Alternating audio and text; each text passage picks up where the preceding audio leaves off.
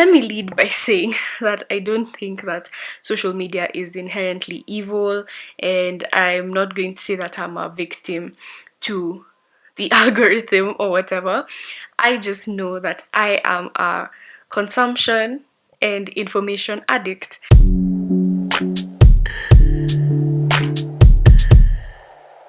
Hey guys, so in this video I'm going to tell you why I quit social media, how I did it, and what I plan to do moving forward in that regard.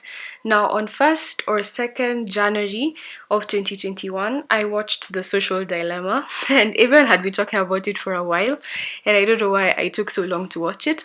But yeah, after I watched it, I just deleted the apps from my phone. I deleted Instagram. I had already deleted Twitter, but I was logged in on my Chrome, so I just logged out of it, and Snapchat. And from early 2020, if not 2019, I had been going back and forth about this idea of having an online presence without being online all the time, because I was just thinking that in the grand scheme of things, I don't see myself waking up and being on social media 24/7. So I had been figuring out what would that look like, how would that look like. And let me lead by saying that I don't think that social media is inherently evil, and I'm not going to say that I'm a victim to the algorithm or whatever. I just know that I am a consumption and information addict. I know that I have a sensitivity towards being caught in the loop of social media and all the information that I'm flooded with while being online. Okay, let's talk about why I said, yeah, not to social media, just a little, I need a little pause. 2020 was the ghetto.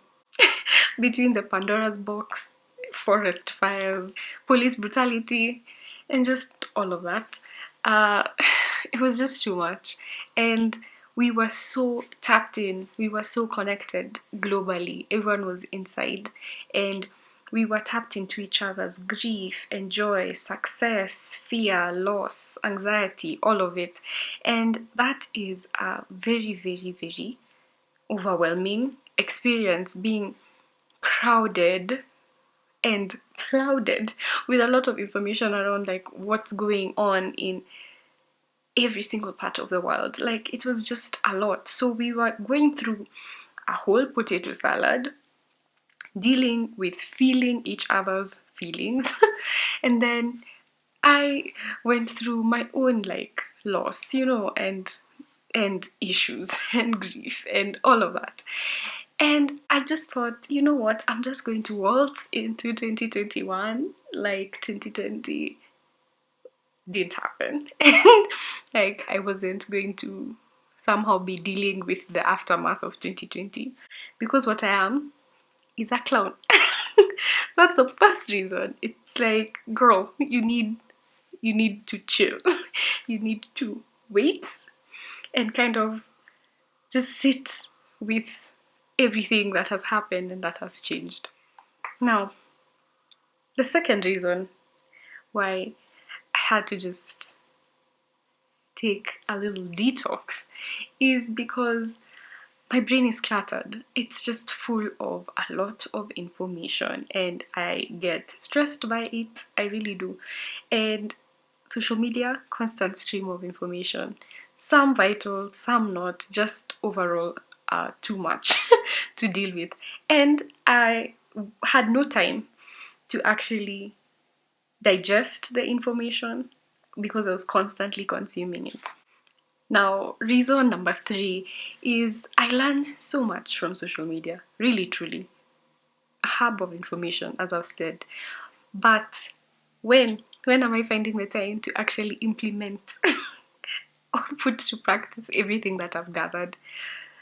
My job, kazi yangu, save, add it to save, add it to watch later, add it to do later. So it's more like, let me learn how to live on social media and then I'll eventually actually live offline. But the eventually never comes because I'm on social media. So I needed to learn how to gather information, and then take action from said information and implement. Now, reason number 4, I think, is social media is an echo chamber. And what an echo chamber means really is that you're more likely to be following people who have similar beliefs and thoughts, and more often than not they could be what you believe or what you think. And so you're just reaffirming and hearing the same sort of ideas over and over again. And sometimes they might not even be ideas that you believe in, but they are what you think you should believe in and agree with. So it kind of gets hard to, one, figure out where your voice is in all of that, whether you actually believe what is being fed to you. And two, I think we're getting more unable to sit with, listen to, engage with people who have opposing ideas. So since you're constantly liking, following, retweeting people who agree with you, when someone pops up and they say something that you disagree with, we're less tolerant of opposing views. Now, I totally know that you can curate your feed or your Twitter or your YouTube to include people who disagree with you so that you can manage or accommodate opposing views. But it is definitely harder to kind of beat the algorithm in that way, because the algorithm is built to feed you a pattern of things that are similar. So if you follow such kind of people, they will recommend similar people or similar ideas to you. So it's definitely harder to expose yourself to opposing beliefs. And I think that's important so that you can see both sides and then now sit with and ask yourself, like, oh, do I actually agree with that? Because here is a counter position. You know what I mean? So yeah, social media is becoming more and more of an echo chamber, and there's a lot of gatekeeping. There's a lot of, this is the truth. This is the right way to think. This is the right way to feel. This is the right thing to say. And if you don't agree, first of all, obviously you're wrong because they are right, and you need to change or you're cancelled. You know what I mean? Which is quite scary. Reason number, whatever number we are on, I think 5, is the whole idea behind digital minimalism, which is the term I prefer to use because I'm not looking at it as a detox or a break. I'm looking at a way to actually permanently change how I interact with social media. And the idea behind digital minimalism, which has been popularized by someone called Cal Newport. He has a book titled Digital Minimalism and another one called Deep Work. And the whole idea behind it is that you dedicate and your energy, your time, your attention to only the few things, minimalism. So few things that bring you the biggest return on investment in alignment with your ethos, with your principles and your values. So it's more like you don't have to be everywhere doing everything. You just focus on doing or being where that makes the most sense to you and values for you. So it's not that you have to delete social media. Like, how you decide what that looks like for you is a very personal thing, but it's just about prioritization. And actually, I link 2 of the podcast episodes that I listened to. I've not read his book, but I listened to 2 episodes, and they really gave me a lot of perspective, and perhaps you could get something from them as well. So the last and probably the most important reason why I needed and need minimalism, digital minimalism, is because I create less. I actually wrote a whole blog post about consumption versus creation, and this idea that I know that I am more fulfilled when I create, when I share, when I dedicate some time to doing things versus just sitting and consuming whatever form of media.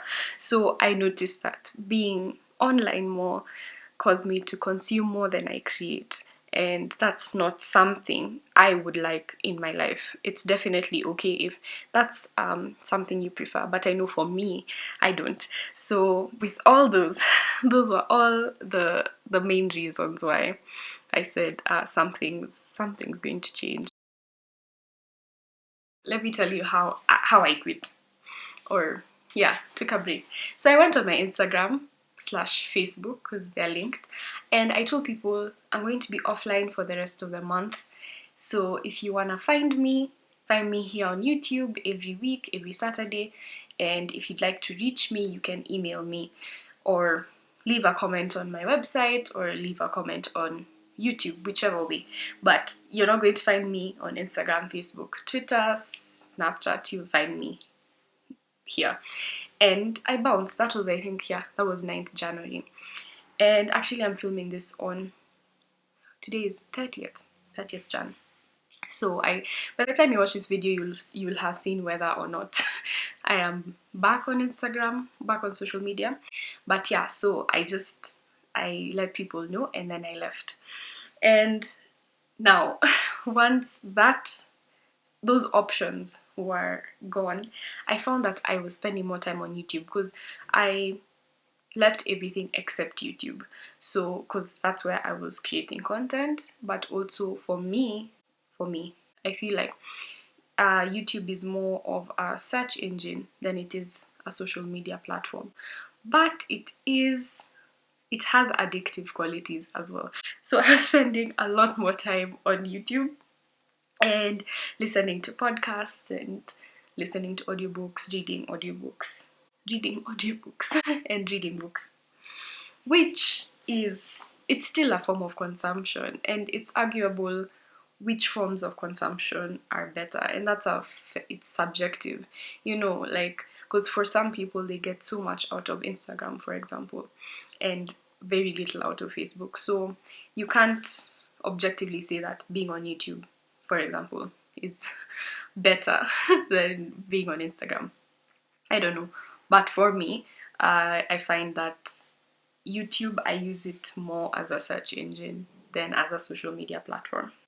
That said, jumping from like one form of consumption to the other didn't really fix the issue because I'm still taking in a lot of information, consuming. And so that's when TOT, I'm calling it TOT, it was born. That's 20 minutes of tranquility. I mentioned it on Instagram, and it's part of this 8-week challenge that I'm doing. Just coming to the end of week 3. And so 20 minutes of tranquility is just sitting in silence for 20 minutes, listening to nothing, no one, no form of consumption, including people's voices. So I'm not talking to anyone, I'm not listening to any music, podcasts, books, videos, audio, whatever form. And I just let myself hear myself. I just want to hear my brain, let the thoughts run wild, and see what comes out of it, just to give my mind space to speak to me. And so by doing that, at least for the past couple of days that I've been doing it, I naturally found myself, say, incorporating that pause in between consuming. So say if I watch a YouTube video, or I'm listening to a podcast, or I'm reading a book, it's becoming more natural for me to either take notes as I am watching the video or as I am consuming. Then once I'm done with the consumption, I have these notes and these ideas that I want to sit with. And so there's a bit of journaling and meditating on what I have consumed. And that's, for me, is a game changer. It's such an important practice because I feel like I'm giving myself room to also join the information, like, that's existing in my head with what I just consumed. So creating those connections in your mind. And I feel like the more you do that also, the more I do that, the more I retain in terms of what I learn when I consume. So, because the connections are mapped out and they're more clear, because when you hook new information to existing information, it's more likely to be retained. After that, I had to kind of take a step back and look at just how heavy my information diet is, and it's something I want to work on. I think I need a low information diet. That's what I think I saw that term some time ago, and I like it, where it's not just limited to social media. It's news. It's even just what I hear from people about people. Like, just being more selective about what information comes into my mind and stays there, because we're exposed to so much information on the daily, and it's so easy to be overwhelmed, and again, like I said earlier, just lose your voice in all of it. So I know that I've said I'm an information and consumption addict, and society has opinions as to what is a good or a bad addiction. But I'd say if I had to pick an addiction, at least in the space that I am in right now, I want to be addicted to silence, to calm, to peace, to quiet. You can't exactly turn off the noise of the world. To some extent, at least that's what I'm trying to do. But it's more about, and I'm not trying to also turn off the noise in my head per se. I actually just want to have as much external silence when I can as possible, so that I can hear my internal thoughts, my feelings, my ideas, my desires. Like, what do I actually want? What do I actually believe in? And what don't I want? I don't know. I just want to kind of connect with myself, and that's why we are doing this. And something I realized is that beyond consuming less noise, I want to create less noise. I don't want to cloud people's feeds and subscription boxes and mailboxes with noise. I know my content can be very information heavy at times, and that has its place. But I definitely want to be intentional about picking up my camera or drafting a post when I do have something to say, and not just for consistency's sake, but because I think it is information that people could relate to. It could be informative, or just be more intentional about thinking through why I am sharing, why I am speaking. And kind of linked to that is just the goal to listen more. And I know that's a form of consumption, and I hope I'm not uh, kind of what is this called? Where you counter yourself. Yeah.